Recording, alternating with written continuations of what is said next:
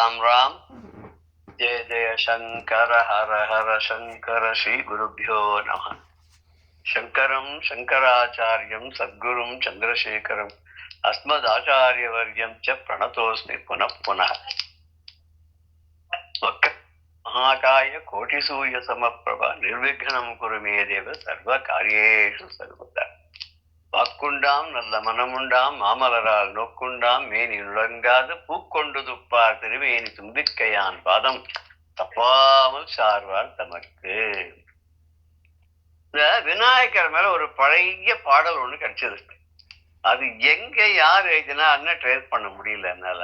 அது ரொம்ப சின்னதா 4 லைன் தான், ஆனா ரொம்ப அழகா இருக்குது. அதை பார்க்கலான்னு எடுத்துட்டேன் இன்னைக்கு. ஐங்கர தேவனை அமரரும் போற்றிடும் பிங்கள வண்ணனை பிறைமதி சூடிடும் சங்கரன் மைந்தனை சங்கடம் தீர்த்திடும் துங்க முகத்தானை துதித்திடு மனமே. துங்கக்கரி முகத்தானை துதித்திடு மனமே அப்படின்னு ஒரு பாடல். ஐங்கர தேவனின் 5 கரங்களை உடைய அந்த பஞ்சகரனாக இருக்கக்கூடியவனாகவன் அமரரும் போற்றும் தேவர்களும் கூட அவனை வணங்கி நின்று அவனுடைய அருளுக்காக காத்துட்டு இருக்கா. பிங்கள வண்ணனை, பிங்களம்னா ஒரு மாதிரியா ஒரு பசுமையான ஒரு கிரே கலர், பச்சையும் இல்ல கருப்பும் இல்ல வெள்ளையில ஒரு மாதிரியான நிறம் பெரிய அப்படி பிங்கள வண்ணனை, அப்படி பிங்களமான வண்ணத்தை உடையவனு, கொஞ்சம் பளபளன்னு தங்க நிறத்தால மின்னக்கூடியதுன்னு கூட எடுத்துக்கலாம்.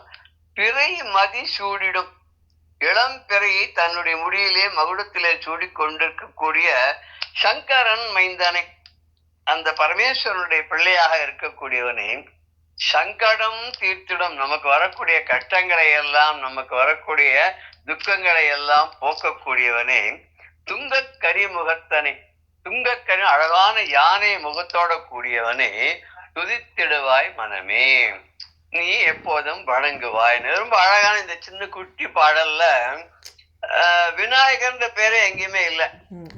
அவருடைய அங்க அடையாளங்கள் தான் கொடுத்துருக்கு. 5 கரம் இருக்கு, தேவர்கள் தான் வணங்குறா. அவனுடைய வர்ணம் ஒரு மாதிரி பிங்கள சாம்பல் வர்ணமாக இருக்கு. அவன் தலையில சந்திர கலையை சூடி கொண்டிருக்கக்கூடிய பரமேஸ்வருடைய பிள்ளை. அவன் நம்முடைய சங்கடங்களை எல்லாம் கஷ்டங்களை எல்லாம் தீ வினைகளை எல்லாம் போக்கக்கூடியவனா இருக்கக்கூடியவன், யானை முகத்தோடு கூடியவனா இருக்கக்கூடியவன். அவனை துதித்திடுவாய் மனமே, அவனை நீ எப்போதும் துதிக்க வேண்டும். ஏ மனமே நீ அவனை துதிப்பாய் அப்படின்னு சொல்லி இந்த சின்ன பாடல்ல ரொம்ப அழகா 4 லைன்ல ரொம்ப ஒரு நம்ம என்ன கேட்கணுமோ அதை அழகா சொல்லிட்டார். நீ போய் நீ துதித்து அவனை வழிபட்டேன்னு சொன்ன உனக்கு வேண்டியதெல்லாம் அவனே தானாவே தருவான் அப்படின்னு. நாமளும் இந்த விநாயகர் அகவல்ல கடைசியா என்ன பார்த்தோம்னா, தலம் ஒரு 4 தந்தன கருளி மலம் ஒரு 3 மயக்கம் மறுத்து 9 வாயில் ஒரு மந்திரத்தால் 50 கதவை அடைப்பதும் காட்டி ஆராதாரத்து அங்குஷ நிலையும் பேரா நிறுத்தி அப்படின்ற வரைக்கும் பார்த்தோம். அதாவது 4 ஸ்தலங்களாக சொல்லக்கூடிய அடியார்கள் கூட்டத்திலிருந்து இறைவனை வணங்கக்கூடிய சாலோகம், இறைவனுக்கு திருவடிக்கு அருகில் இருந்து வணங்கக்கூடிய சாமீபியம், அப்புறம் இறைவனுடைய திருவடியை தினமும் நாம் நெருங்கி அடைந்து அதோடு வாழ்ந்து அந்த இறைவனுக்கு பாத்திரமாக இருக்கக்கூடிய சாரூபியம், அப்புறம் கடைசியில இறைவனோடு 2 கலந்த அத்வைத்த நிலை, அதை நோக்கி போகக்கூடிய சாயுஜ்யம். இது எல்லாத்தையும் எனக்கு நீ தரணும் அப்படின்னு கேட்கிறா. அதுக்கு என்ன முக்கியமா அதெல்லாம் வரணும்னாக்க நமக்கு முதல்ல இந்த ஆணவ மலம், கர்மமலம், மாயாமலம் இதெல்லாம் இருக்கக்கூடாது. இந்த அழுக்கெல்லாம் நீ விலக்கி எனக்கு ஒரு மனதில் இருக்கிற குழப்பங்களை எல்லாம் போக்கி எனக்கு தெளிவை நீ உண்டு பண்ணணும். அந்த தெளிவு உண்டாக்கும் போது எனக்கு இந்த 9 நவத்வாரங்களையும் கண்ட்ரோல் பண்ணி அதை அடைச்சு உன்னுடைய ஒப்பற்ற உபதேசத்தால என்னோட 5 புலன்களையும் நான் வெல்ல வேண்டும். அது போட்டு கதவை போட்டு மூடிடணும். இந்த 5 புலன்களும் உன்னை தவிர எதையும் நினைக்காத வண்ணம், வேற ஒன்றின் பக்கம் செல்லாத வண்ணம் அதுக்கு கதவை மூடிடணும். இப்படி மூடிட்டு இந்த உடம்புல இருக்கக்கூடிய 6 விதமான சக்கரங்கள் இருக்கு இல்லையா, அது அந்த ஒரு இது அன்னைக்கு மாத்தி சொல்லிட்டோம்னு நினைக்கிறேன். மூலாதாரம், சுவாதிஷ்டானம், மணிபூரகம், அதுக்கப்புறம் அநாகதம், விசுத்தி, ஆக்ஞை அப்படின்னு இருக்கணும் அப்படின்னு. இந்த 6 ஆதாரங்கள் இருக்கு. இது அத்தனைக்கு மேலான ஒரு நிலை. இது யாருக்கும் மேல அது ஆரம்பிக்கிறது மூலாதாரத்துல இருந்து ஆரம்பிச்சு ஒண்ணுன்னா மேல வரும்போது ஆக்ஞா சக்கரம்னு சொல்லக்கூடிய நெற்றியில் இருக்கக்கூடிய சக்கரம் மேல இருக்கிறது சகசிராரம் சொல்லக்கூடியது. அந்த சகசிராம் அந்த மேலான நிலையாக இருக்கக்கூடிய அந்த அங்குஷ நிலையம்னு, அங்குஷம்னு ஒரு கையில ஒரு ஈட்டி மாதிரி யானையை மிரட்டுறதுக்காக வச்சிருப்பாங்க இல்லையா, அதனுடைய முனை எப்படி இருக்கோ அது மாதிரி கீழேந்து வந்து மேல முனை இருக்கு. அது மாதிரி அந்த அங்குஷ நிலை மேலான அந்த நிலையை அடைவதற்கு எனக்கு அதை ஒரு செல்வமாக நிலைபெற என்னிடம் செய்ய வேண்டும். நீ எனக்கு உன்னுடைய அருளை தர வேண்டும்ங்கிற அளவுக்கு நம்ம பார்த்தோம். அதுக்கு மேல இன்னைக்கு வந்து பேரா நிறுத்தி பேச்சுரை அறுத்தே இழை பங்கலையும் எழுத்து அறிவித்து கடையில் சுழுமுனை கபாலமும் காட்டி 3 மண்டலத்தின் முட்டிய தூணின் நான்றழுவாமின் ஆவில் உணர்ச்சி அப்படிங்கிற. இதுல வந்து இதெல்லாம் நம்ம நினைச்சு பார்க்கணும்னு அப்படி வந்து அவனருளால் அவன் தாள் வணங்கின்னு நம்ம பார்த்தோமோ இல்லையோ சிவபுராணத்துல இருக்கு இல்லையா. அதனால இதெல்லாம் பண்றது என்ன சுலபமான்னு கேட்டா இந்த யோக பயிற்சி எல்லாம் ஒரு குரு மூலமா தான் நம்ம வந்து அடையணும். இது ஏதோ சொல்லியிருக்கே இதுக்கு அர்த்தத்தை மட்டும் புரிஞ்சு நாமளே செஞ்சு பார்க்கறோம்னு சொன்னா அது விபரீத விளைவுகள்லாம் அது வந்து விளையும் அப்படின்னு சொல்றா. பட் நம்ம என்ன பண்ணோம்னா இந்த ஒரு நல்ல நிலையை அடைவதற்கு நல்ல திடகாத்திரமா இருக்கும்போது, வயசு இருக்கும்போது, வலிமை இருக்கும்போது நமக்கு அதுல ஒரு நாட்டத்தை ஏற்படுத்தி கொள்ளணும். அததான் சொல்றார், காலன் வரும் முன்னே கண் பஞ்சடையும் முன்னே பால் உன் கடைவாய் படும் முன்னே மேல் விழுந்தே உற்றார் அழும் முன்னே ஊரார் சுடும் முன்னே குற்றாலத்தானையே கூறு அப்படின்பார். பட்டத்தார் பாடல் நினைக்கிறேன். இது வந்து ரொம்ப நமக்கு ஒரு அறிவுரைன்னு ஒரு அருமையான ஒரு அறிவுரை. இது வந்து ரொம்ப ரொம்ப சுலபமான முறையில் நம்ம மனசு தொடர மாதிரியான ஒரு அறிவுரை சொல்றாரு அவர். காலன் வரும் முன்னே அக்காலரை கால் கண்டு அஞ்சாமுன்னு எழுதினார் இல்லையா காலமேக புலவர். அது மாதிரி காலன் வரும் முன்னே, இந்த காலன் வரும் முன்னேன்னா காலம் முடியும் முன்னேன்னு கூட நம்ம எடுத்துக்கலாம். இந்த காலன்கிறவாள் நம்ம எல்லாம் என்ன பண்ணுவான்னா பயங்கரமா அவனை வர்ணனை பண்ணியிருப்பான். அவன் வந்து ரொம்ப கணங்கரேல இருப்பான், குண்டா இருப்பான், எரும மாட்டு மேல வேற வருவான். அவன் வாய் உதடெல்லாம் செக்கச்சவேல் இருக்கும், கண்ணெல்லாம் செக்கச்சவேல் இருக்கும், கையில பாசக்கேரை வச்சுட்டு இருப்பான். அந்த பாசக்கேரால் போட்டு சுண்டி நம்மளை இழுத்துடுவான். இப்படி எல்லாம் சொல்லுவா. இழுத்துன்னு போவான், தர தரன்னு இழுத்துன்னு போவான் நரகத்துக்கு அப்படி எல்லாம் சொல்லுவா. இதெல்லாம் எதுக்கு சொல்றது அப்படின்னு கேட்டாக்க ஒரு பெரியவர் சொன்னார், இப்படி எல்லாம் சொன்னாலா நீ தப்பு தண்டா பண்ணாத இருப்பியோன்னு உன்னை பயமுறுத்துறதுக்காகதான். இப்ப வந்து வாத்தியார் சொல்லுவார், நாளைக்கு வந்து பாடம் ஒழுங்கா எழுதின்னு வரலன்னா இவங்க அப்பாவை கூட்டின்னு வரணும் அப்படின்னு சொல்லுவார். எதுக்கு? அப்பா கிட்ட அந்த பையனுக்கு ஒரு பயம் உண்டு. அப்பாட்ட வந்து இது எல்லாத்தையும் சொல்லிடுவாரு. வீட்டுக்கு போனா அப்பா உதைப்பார், ஸ்கூலுக்கு போனா வாத்தியார் உதைப்பார் அப்படின்னு. இப்ப அதெல்லாம் தொடக்கூட முடியாது. அப்பா அம்மாவும் குழந்தைகளை தொட முடியாது, டீச்சரும் குழந்தைலாம் ஒன்னும் தொட்டுக்கிட்டு ஒண்ணுமே பண்ண முடியாது. எல்லாம் உடனே கோர்ட்டுக்கு போயிடுவா. இப்படி அந்த காலன் நமக்கு வருவான் அப்படிங்கிறது வந்து ஒரு பயமுறுத்தல் தான். ஒண்ணு இப்படி எல்லாம் சொல்லிட்டு அந்த காலன் வந்து நம்ம எடுத்துன்னு போயிடுவான், நரகத்தை கூட்டின்னு போயிடுவான். அப்புறம் வந்து கசையடி கொடுப்பான், அதுக்கப்புறம் வந்து எண்ணெய் கொப்பரையெல்லாம் போட்டுருவான். இப்படி எல்லாம் சொல்லி பயமுறுத்தல். ஏன்னா இதுக்கெல்லாம் பயந்துட்டு நம்ம என்ன பண்ணுவோம், நம்ம எல்லாம் நல்லதையே பண்ணணும், கெடுதல் பண்ணக்கூடாது அப்படின்னு சின்ன வயசுல இருந்து மாதிரி கதையெல்லாம் சொல்லிட்டு வருவா. இவரும் அதேதான், காலன் வரும் முன்னே, அந்த உன்னுடைய காலம் முடியறதுக்கு முன்னாடி அந்த அடுங்காலன் இழைக்கும் வினை வழியே அடுங்காலன் இணை நடுங்க அழைக்கும் பொழுது அப்படின்னு என்ன நான் நடுக்கம் ஒரு மாதிரி பண்ணி நான் செய்யற பாபத்துள்ள வழியாவே அவன் வருவான். அவனுக்கு நம்ம ரோடு நம்ம தான் போட்டு கொடுக்குறோமா, அது வழியா வருவான். அவன் வரத்துக்கு முன்னாடி, அவன் வராண்டத்துக்கு முன்னாடி என்னென்ன நடக்கும்ன்றது வேற சொல்ற. கண் பஞ்சடையும் முன்னே, கண்ணானது 2 கண்களும் மங்கி போயிடுமா. பஞ்சடைகிறதுன்னா கண்ணு ஒண்ணுமே தெரியல, விளவிலேன்னு எங்க பார்த்தாலும் இருக்கு அப்படின்னு சொல்லுவோம் இல்லையா. கண் பஞ்சடைஞ்சு போச்சுன்னு. இது பசினால கூட சில பேர் கண் வந்து ஒரு மாதிரியா வெளிரி போயிடும், அப்படியே ஒரு மாதிரி கண்ணெல்லாம் பிளர்டா இருந்ததுடா இல்லையா, ஒரு மாதிரி வெள்ளையாயிடுது, தலையெல்லாம் சுத்தின்னு வருதுன்னு சொல்றோம் இல்லையா. இந்த நிலை பசினாலும் வரும். இந்த காலன் வந்து வரத்துக்கு முன்னாடி அந்த கண் பஞ்சடைஞ்சு கண்ணெல்லாம் தெரியாத போகும், காதெல்லாம் கேட்காத இருக்கும், வாயில இருந்து வார்த்தைகள் வரவே வராது, உடம்புல தொட்டா ஸ்மரணை இருக்காது. இப்படி ஒன்னொன்னா ஒரு அவயவங்கள் எப்படி பிறந்த போது ஒன்னொன்னா வந்து தே ஸ்டார்டட் ஒர்க்கிங். இப்ப கடைசியில ஒன்னொன்னா அடங்கி போயிட்டே இருக்கும் இல்லையோ. அது வந்து உதித்த இடத்திலேயே ஒடுங்கி போறதுன்னு சொல்றாரு, அப்படி வந்து போயிட்டு இருக்குமா. இன்னொரு அடையாளம் என்ன சொல்றாருன்னா, பால் உன் கடைவாய் படும் முன்னே, வாயில பால் விட்டா அது வந்து உள்ளுக்குள்ள போகாத கடவாய் வழியா வெளில வந்துடுமா. அப்படின்னு என்ன அர்த்தம்? உள்ள ஏத்துக்க மாட்டேங்கிறது, உள்ள போக மாட்டேங்கிறது, கடைசி காலம் வந்து கொடுத்துன்னு அர்த்தம். இத்தனையும் ஆனா எல்லாருக்கும் எல்லாம் தெரியும் என்ன, இதெல்லாம் தான் அடையாளம் நமக்கு. இந்த இதுக்கு இந்த உடம்பை விட்டு போக போற உயிருக்கு இதெல்லாம் அடையாளமாக அது காட்டும். அதோட மாத்திரம் இல்லையா, மேல் விழுந்தே உற்றார் அழும் முன்னே. அந்த உசுர் போயிட்டுன்னா அது சடலம் தானே. அத பாரியா பிப்ரதி தஸ்மின் தேகன்னு சொன்னாலே ஆச்சாரியார், அதனா பாரியான்னு சொல்ல வேண்டாம், பச்சி கூட போட்டுக்கலாம் இல்லையா. ரொம்ப அன்பா ஆசையா இருந்த அந்த உடம்பை கண்டு அவ கூட பயப்படுறான்னு சொல்றா இல்லையா. அப்படி உற்றார்கள்லாம் மேல விழுந்து அழுவாளாம். இப்பெல்லாம் அதெல்லாம் கிடையாது. அதெல்லாம் எல்லாத்தையும் எப்ப போறதுன்னு காத்திருந்ததான். அவருக்கே கஷ்டம் இல்லை சார், இனிமே போனது நல்லதுதான் சார், இல்லைன்னு இருந்தா அவர் ரொம்ப கஷ்டப்படுவார் அப்படின்னு இவன் வந்து ரொம்ப அழகா அப்படி தன்னை தேர்த்திக்கிற மாதிரி சொல்லுவா எல்லாரும். உற்றார் வந்து நேர வந்து சொந்தக்காரெல்லாம் வேண்டியவாள்லாம் மேல விழுந்து அழறதுக்கு முன்னாடி அப்புறம் என்ன ஆகும், ஊரார் சுடு முன்னே. நம்ம விட்டா கூட மற்றவாள்லாம் மாட்டான், எடுங்க எடுங்க சீக்கிரம் ஆகட்டும், ஏன்னா அவ வீட்டுல சமையல் சாப்பாடெல்லாம் பண்ணணுமோ. அதனால உடனே ஊரார் முன்ன நின்று முதல்ல இந்த பாடி எடுத்துன்னு போறதுக்கு வழி பண்ணி அங்க கொண்டு போய் சுட்டுடுவா, எரிச்சுடுவா. மாகாணிக்கு ஏகாமன் அப்படின்னு ஒரு திருமூலருடைய இதுல நம்ம பார்த்திருக்கோம் இல்லையா.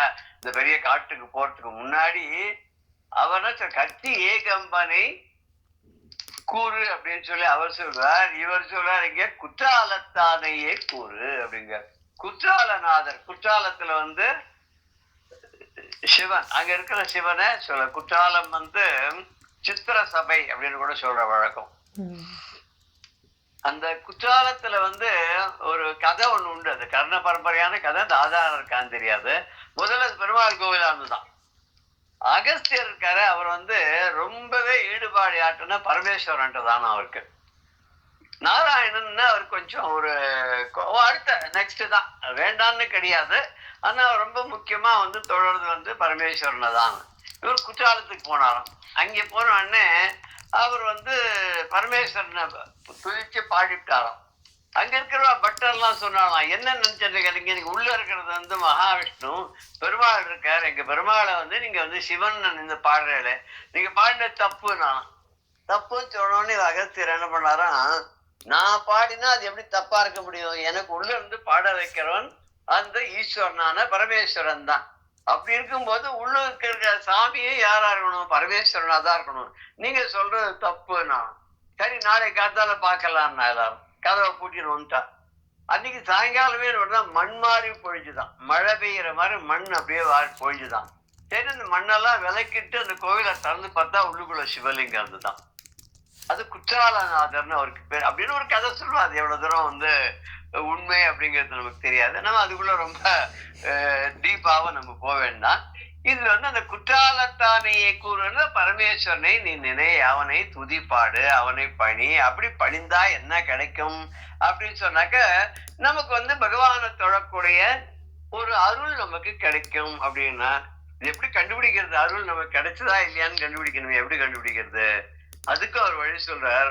பொருள் உடையோரை செயலிலும் வீரரை போர்க்களத்திலும் தெருள் உடையோரை முகத்திலும் சேர்ந்து தெளிவது போல் அருள் உடையோரை தவத்தில் குணத்தில் அருளில் அன்பில் இருளறு சொல்லிலும் காண தகும் அப்படின்னு. எப்படி கண்டுபிடிக்கலாம், இவா நிஜமாவே புண்ணியசாலிகள், பகவான் அடியார்கள், சிவன் அடியார்கள், சுவாமியை வந்து தினம் வணங்குறவா, பூஜை பண்றவா அப்படின்னு எப்படி தெரிஞ்சுக்கலாம்னா, அவகிட்ட நிறைய பொருள் ஒருத்தர்கிட்ட இருக்கு, என்ன பண்ண அவ எல்லாருக்கும் அள்ளி அள்ளி கொடுக்குறான்னா நிறைய பணம் இருக்குன்னு அர்த்தம். போர்க்களத்துல போய் பிரமாதமா சண்டை போட்டு ஜெயிச்சுட்டு வந்தானே ஒரு பெரிய வீரன் அப்படின்னு நமக்கு தெரியும். அப்புறம் வந்து பெரிய முகத்துல வந்து தேஜஸோட இருந்தானே ஒரு தபஸ்வி அப்படின்னு தெரியும்.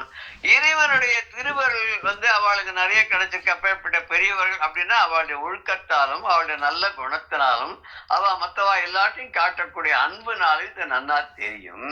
இப்படி ஒரு தெரிஞ்சதுங்கிறதுனாலேயே நம்ம அவளுக்கு தனிப்பட்ட கௌரவம், தனிப்பட்ட மரியாதை எல்லாம் கிடைக்கிறது இல்லையா. அப்ப அதுதான் நிரந்தரமான செல்வம். மேலான நிலையும் பேரா நிறுத்தி, அங்குச நிலையும் பேரா நிறுத்தின அந்த மேலான அந்த நிலையை எனக்கு தந்து பேச்சு உரை அறுத்தே அப்படின்னு. பேச்சு உரை அறுத்தே. பேசுறது உரைன்னா லெக்சர் கொடுக்கறது அப்படின்னு வச்சுப்போமே.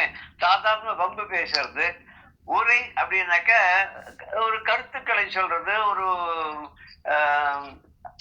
என்ன சொல்லலாம் அப்படின்னா லெக்சர் கொடுக்கறது சொல்லாமல் இவருடைய இன்னைக்கு உபன்யாசம் இருக்கு அப்படின்னு சொல்றோம். இது மாதிரி இதெல்லாம் எதுவுமே வேண்டாம். பேச்சு உரை அறுத்தே. இதெல்லாம் இல்லைன்னு என்ன அர்த்தம்? வார்த்தை அடங்கி போயிடுச்சு அப்படின்னு சொன்னா சொல் வெளியில வராத கட்டுப்படுத்திட்டோம்னா நம்ம மௌன நிலைக்கு போயிடுவோம், மௌனத்துக்கு போயிடுவோம்.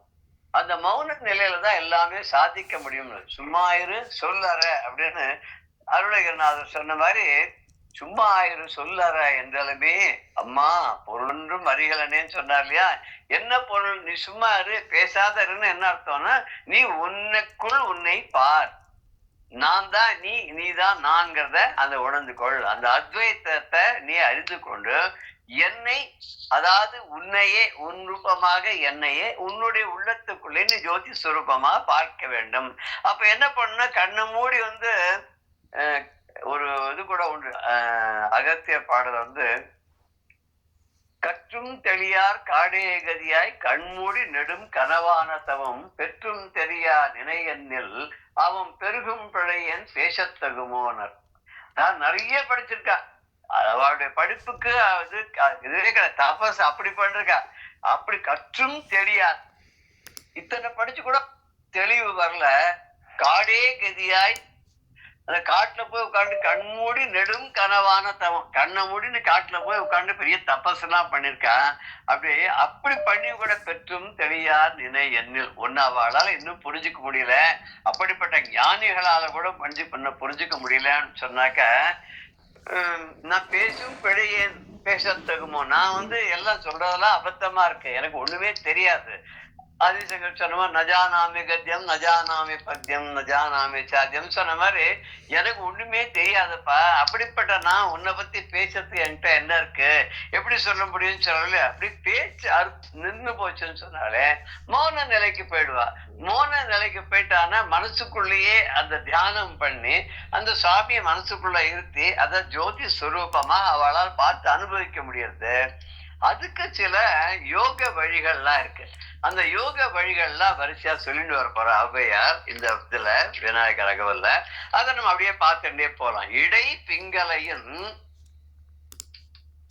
எழுத்து அறிவித்து. இடை பிங்களன்னு இடா பிங்களான 2 நாடிகள் இருக்கு அப்படின்னு சொல்ற.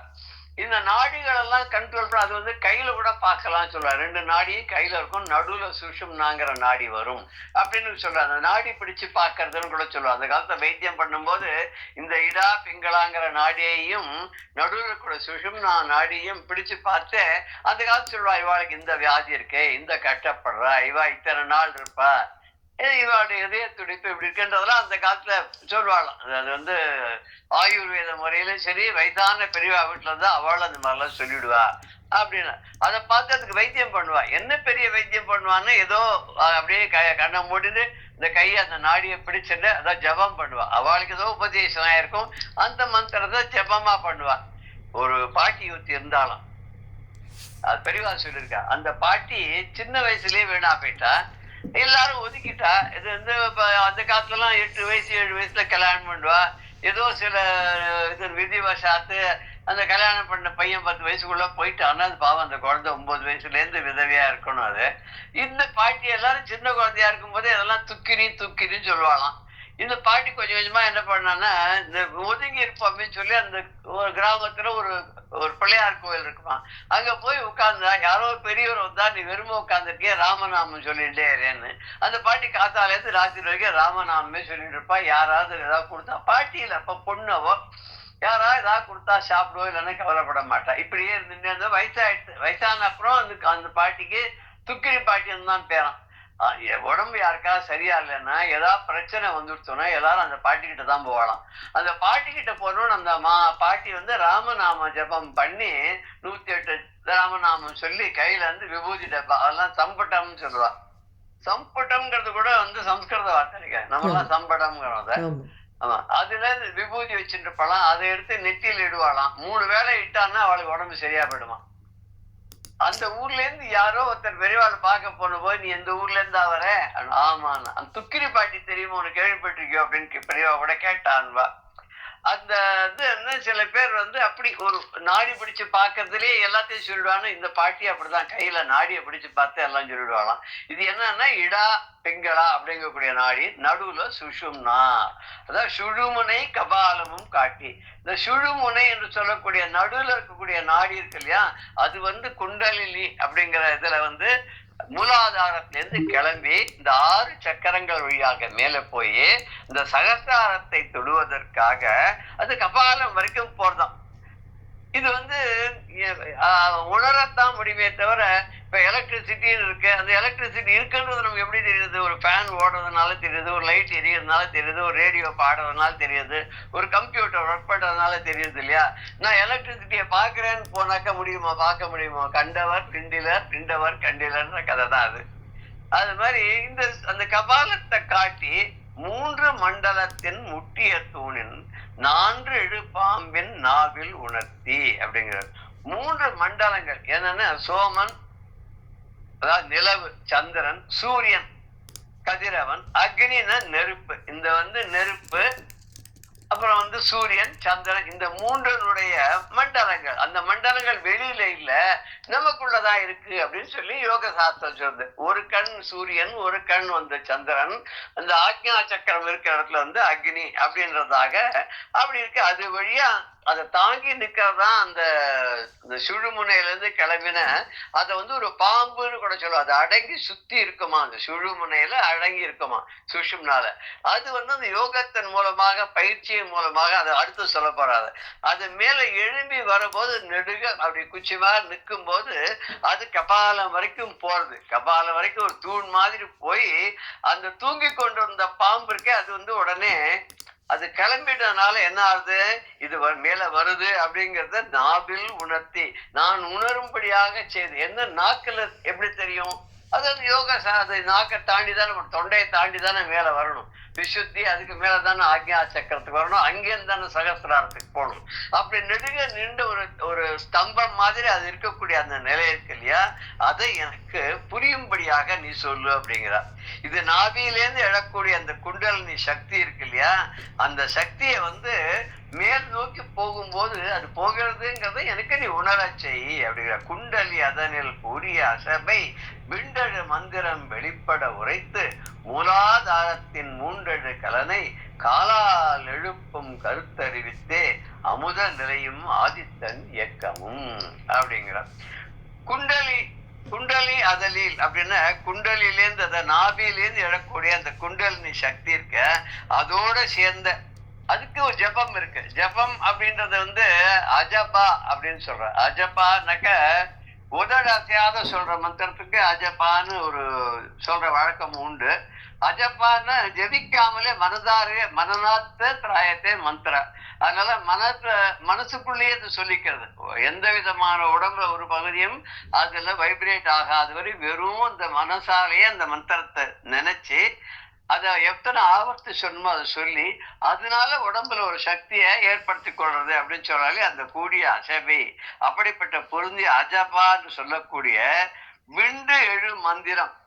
இத எப்படி இந்த மூலாதாரத்திலேருந்து அந்த குண்டலினி சக்தியை கிளப்பி விட்டு அந்த ஒரு பாம்பு ரூபத்துல எழுந்து மேலே போகக்கூடியதாக இருக்கக்கூடிய அந்த குண்டலினி சக்திக்கு மூலாதாரத்தினுடைய இந்த குண்டலினி சக்தியுடைய இருப்பிடமான மூலாதாரத்திலிருந்து 3 எழு கணலை அங்கேருந்து ஆரம்பிச்சு அந்த அக்னி நெருப்பு வந்து கிளம்புறதான், மேல் நோக்கி கிளம்புறதான்.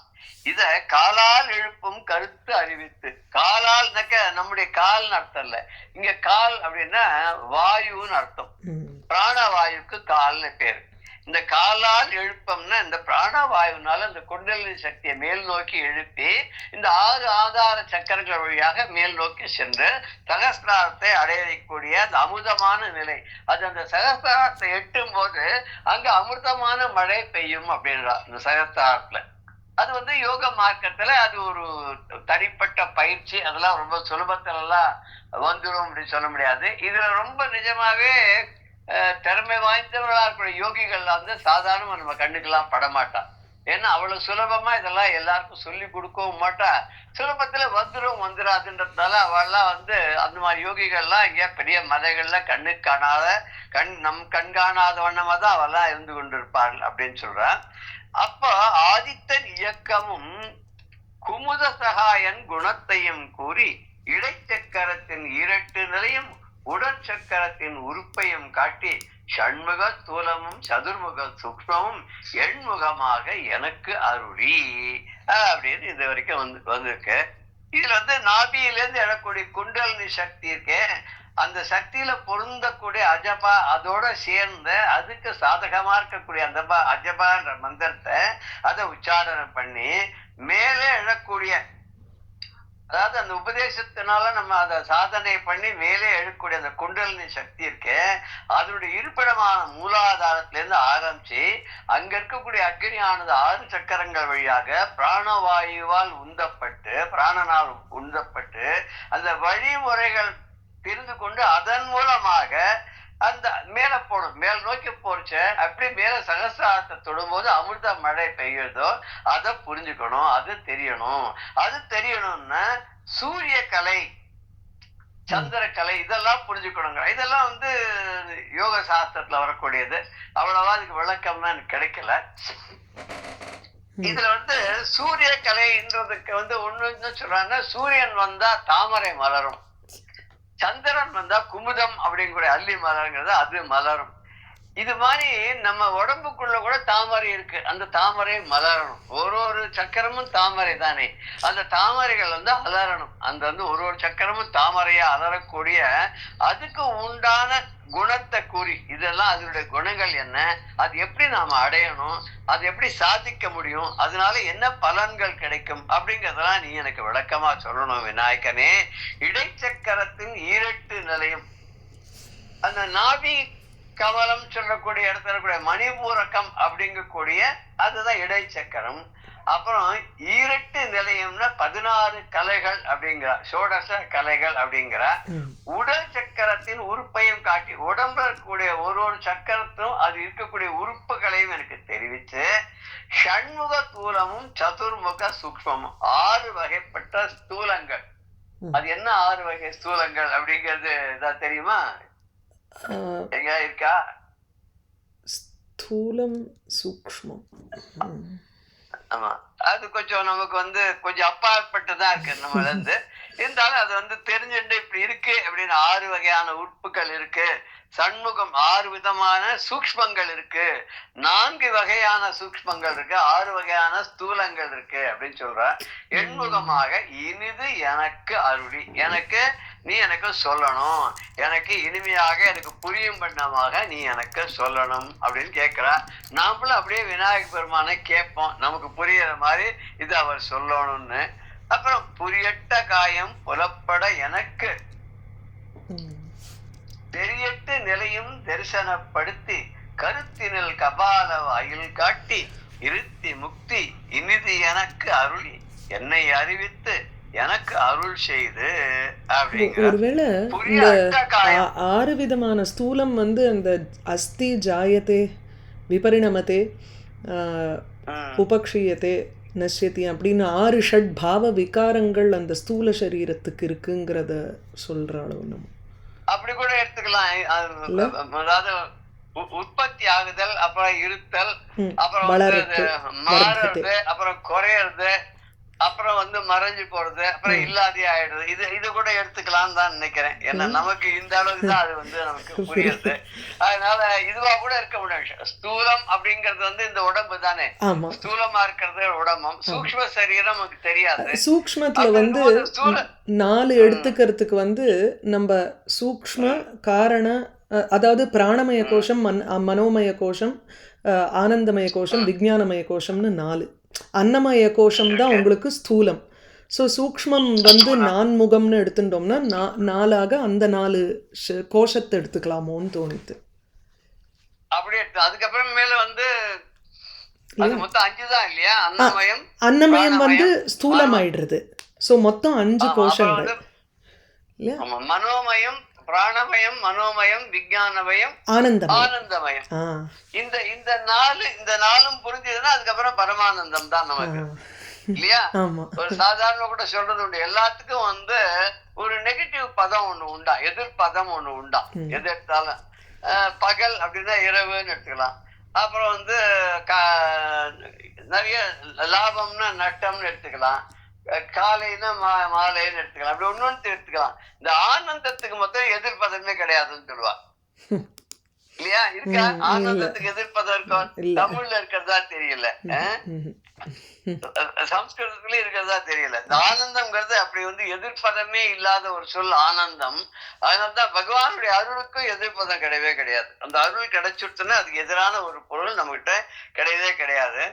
அந்த மாதிரி நமக்கு ஒரு அருள் கிடைக்கணும் அப்படிங்கிறது தான் இங்க 8 சரீரங்களாக எனக்கு அதை புலப்படணுங்கிற புரிய அட்டகாயம் புலப்பட எனக்கு. அப்புறம் 8 நிலையும் தரிசனப்படுத்தி ஆராய்ந்து 8 நிலைகளை எனக்கு சொல்லணுங்கிறா.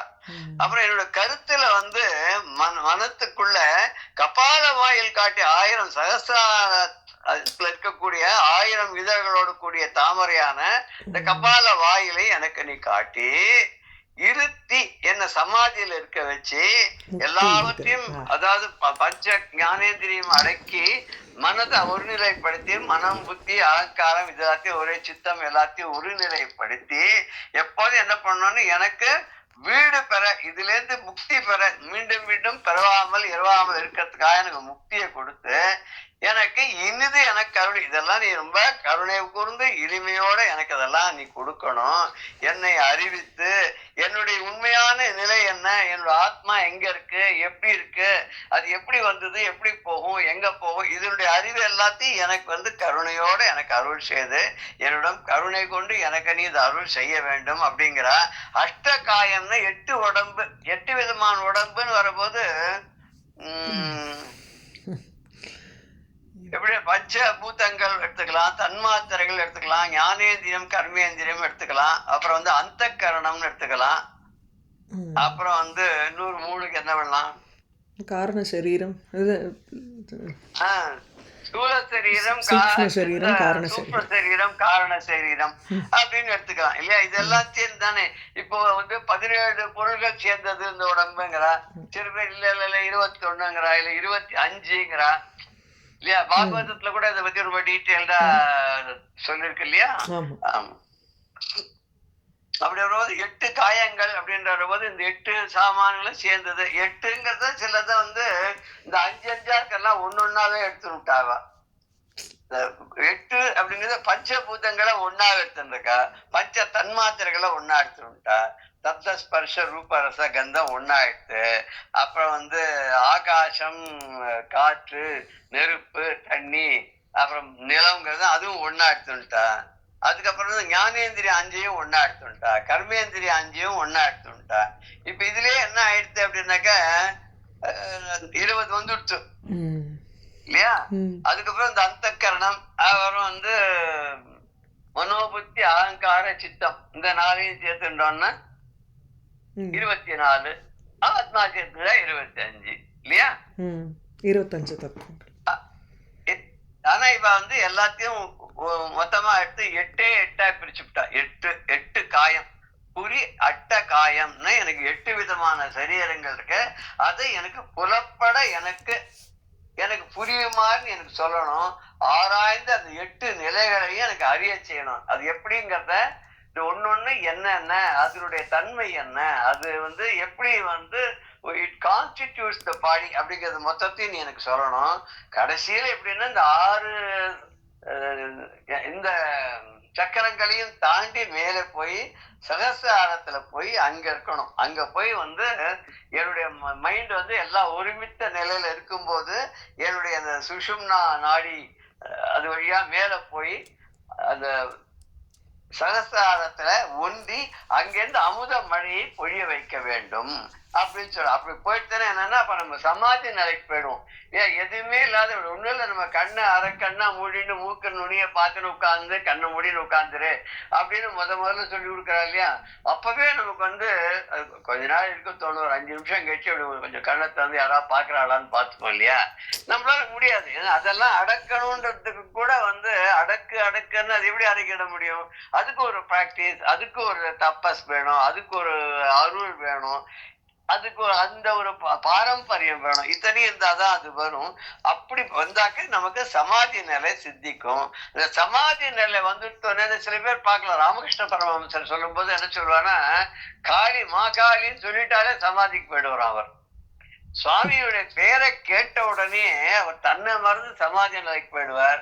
அந்த சமாதி நிலை இருக்கும்போது என்ன பண்றாங்க நிலையா அவளுக்கு தெரியாத மாதிரி இருக்கும் அப்படின்னு சொல்றா இல்லையா? அந்த ஒரு நிலையை நமக்கு கிடைக்கணும்னு அதுதான் முக்திக்கு சாதகமாக இருக்கக்கூடியது.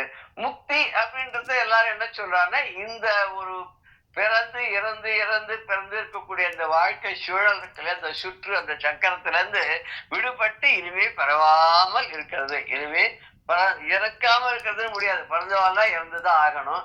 அப்படி இறந்து மீண்டும் பிறவாமல் இருக்கக்கூடிய நிலை எனக்கு இனிது எனக்கு அருளி. அப்பேற்பட்ட வீடுன்னா வீடு பெற நில்லுன்னு அவையார் கூட ஒரு பாட்டுல எழுதியிருக்கா.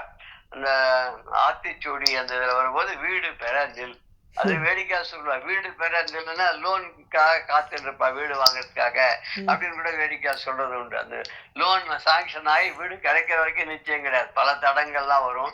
அதனால வீடு பெற கியூல நில்லுன்னு. அதெல்லாம் இல்லை.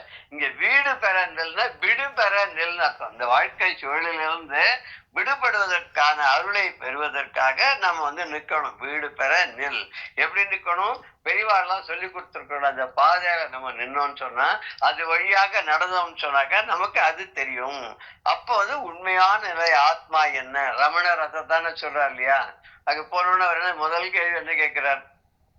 நீ யாரு அப்படிங்கறத முதல்ல புரிஞ்சுக்கோங்கிறார். மத்ததெல்லாம் அப்புறம் புரிஞ்சுக்கலாம்ப்பா. ஒன்னு நீ முதல்ல புரிஞ்சுக்கோ. நீ யாரு, நீ என்னவா இருக்க, எங்க இருக்க, எப்படி வந்த, எங்க போற, எப்படி போற, இதெல்லாம் முதல்ல நீ பார்த்துன்னு வாயேன். ஒருத்தர் ஒரு நாஸ்திகவாதி கூட அவர்கிட்ட போய் சொன்னாராம், ஏன் கடவுளே இல்ல சுவாமி அப்படின்னாராம். அப்படின்னா நாங்கெல்லாம் நாஸ்திகர்கள் அப்படின்னு. நாஸ்திகர்களா? நாஸ்திகர்னு என்ன அர்த்தம் தெரியுமா உனக்கு அப்படின்னு சொல்லுங்களேன். எதுவுமே இல்லைன்னு சொல்றவன் தான் நாஸ்திகன். நீ இருக்க இல்லையான்னு கேட்டாராம். நீ இருக்கல்ல, நீ இல்லைன்னு சொல்ல முடியாது இல்லையா? நீ இருக்க. அப்ப ஏதோ இருக்குன்றதை நீ ஒத்துக்கிட்டானே சரி. எப்படி நீ நாஸ்திகன் ஆவ? முதல்ல ஒன்ன தெரிஞ்சுக்கோ, அப்புறம் இன்னொன்ன பத்தி தெரிஞ்சுக்கலாம். இன்னொன்னு இல்லைங்கிறிய அதை பத்தியே உனக்கு விசாரம். இருக்குங்கிறத பத்தி தான் விசாரப்படுறோம். ஐயோ அது இருக்கே, அது என்ன பண்ணுமோ, அதை நாம எப்படி அதுகிட்ட போறது, அது நம்மளை எப்படி தீண்டாத இருக்கிறது, நமக்கு எப்படி நல்ல தேசி, இப்படி உனக்கு விசாரங்கள் நிறைய வரும். ஆனா அதே நீ ஒண்ணுமே இல்லைன்னு சொல்லிட்டானு உனக்கு கவலையே கிடையாது. இல்லாத பத்தி ஏன் நீ திங்க் பண்ணணும், ஒரி பண்ணிக்கணும்? if you don't worry they won't worry you, the worry will not worry you if you don't worry that. அப்படிதானே சொல்றா இல்லையா? அதனால நீ எதுலயும் பட்டுக்காத, ஒரு மனதை ஒருநிலைப்படுத்தி இதெல்லாம் தெரிஞ்சுக்கிறதுக்கு உண்மையாகவே இதையெல்லாம் அறிந்தவர்களை நாடி அவர்களிடம் சென்று அவகிட்ட இந்த வழிமுறைகள்லாம் கத்துண்டு அந்த யோக மார்க்கத்தெல்லாம் நம்ம புரிஞ்சுட்டு அது கொண்டு அப்படியே அது வழியாக மேலே எப்படி போறது அப்படிங்கிறத நம்ம பார்க்கறதுக்கு அந்த விநாயக பெருமான் தான் நமக்கு அருள் பண்ணணும். இது ஒரு அளவுக்கு நமக்கு ஒரு தியரிட்டிக்கலா நம்மளால ஒரு அளவுக்கு அதை புரிஞ்சிக்க முடியறதே தவிர இது உள்பொருளாக என்ன இருக்கு அப்படிங்கறத இந்த மகான்களால் தான் நமக்கு சொல்ல முடியும், பெரியவாளால் தான் நமக்கு சொல்ல முடியும். அப்படிப்பட்ட பெரியவர்கள் சொல்லிருக்கக்கூடிய அதாவது யாராவது விளக்கமா புஸ்தகமா எழுதியிருந்தானே அது கூட நம்ம கிடைக்கிறதான்னு பார்க்கலாம். கிடைக்கிறதா பார்த்து இதுக்கு ஏதாவது நல்ல விளக்கமாக யாராவது உரை எழுதியிருந்தா அதை கூட முடிஞ்சாக்க அதை கண்டுபிடிச்சு அதை நம்முடைய செஷன்ல எப்பாவது சேர்க்கறதுக்கு நம்ம வழி பண்ணுவோம். இன்னைக்கு எனக்கு அருள் செய்து என்னிடம் கருணை கூர்ந்து நீ உன்னுடைய அருளை செய்து அப்படிங்கிறதோட நம்ம நிறுத்திக்கலாம். அடுத்த செஷன் அடுத்ததுல பார்க்கலாம், மேற்கொண்டு பார்க்கலாம். அடுத்ததுல அநேகமா இது விநாயகர்கள் நம்ம கம்ப்ளீட் பண்றதுக்கு வாய்ப்பு இருக்கு சொல்லி ஜெய ஜெய சங்கர ஹர ஹர சங்கர ஸ்ரீ குருப்யோ நமஹ. ராம் ராம்.